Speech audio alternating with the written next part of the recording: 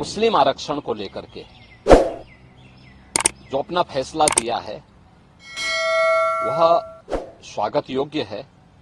भारत का संविधान धर्म के आधार पर आरक्षण की अनुमति नहीं देता। मुस्लिम जातियों को जबरन ओबीसी में घुसेड़ करके उन्हें यह आरक्षण दिया था। इसका जोरदार जवाब दिए जाने की आवश्यकता है। देखिए, कोलकाता हाईकोर्ट ने ओबीसी आरक्षण नहीं बल्कि मुस्लिम आरक्षण को लेकर के जो अपना फैसला दिया है वह स्वागत योग्य है। भारत का संविधान धर्म के आधार पर आरक्षण की अनुमति नहीं देता। वेस्ट बंगाल की मुख्यमंत्री टीएमसी की सरकार ने राजनीतिक तुष्टीकरण की पराकाष्ठा पर चलते हुए सन 2010 में 118 मुस्लिम जातियों को जबरन ओबीसी में घुसेड़ करके उन्हें यह आरक्षण दिया था।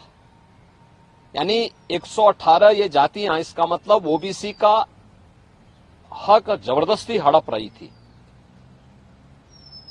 और इसी असंवैधानिक कृत्य पर माननीय उच्च न्यायालय कोलकाता ने टीएमसी गवर्नमेंट के फैसले को पलटा है और एक जोरदार तमाचा मारा है।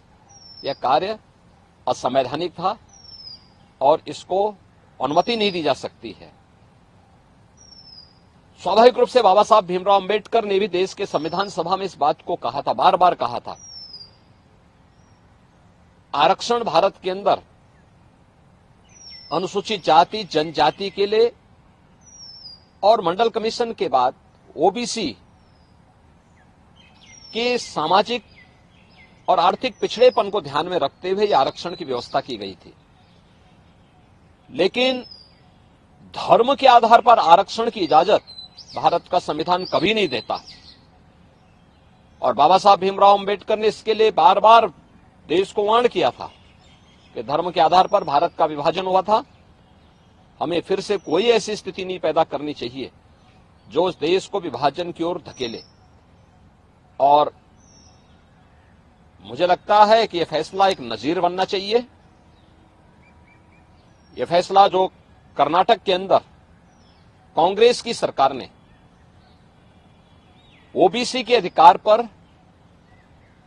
इसी प्रकार की सेंधमारी करते हुए मुसलमानों को आरक्षण देने का काम किया है, और कांग्रेस की सरकार ने आंध्र प्रदेश के अंदर भी इस प्रकार की जो शरारत की थी,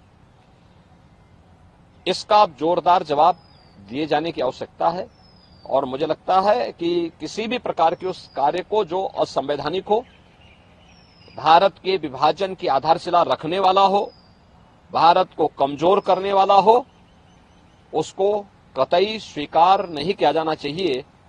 देश की कीमत पर राजनीति की जो नीति चल रही है, खासतौर पर कांग्रेस और इंडी गठबंधन से जुड़े हुए दलों में जो होड़ लगी है, इस होड़ को पूरी तरह खारिज किया जाना चाहिए और इसको बेनकाब किया जाना चाहिए। एग्जिट पोल 2024 1 जून शाम 6 बजे से, लोकसभा चुनाव के नतीजे 4 जून सुबह 7 बजे से।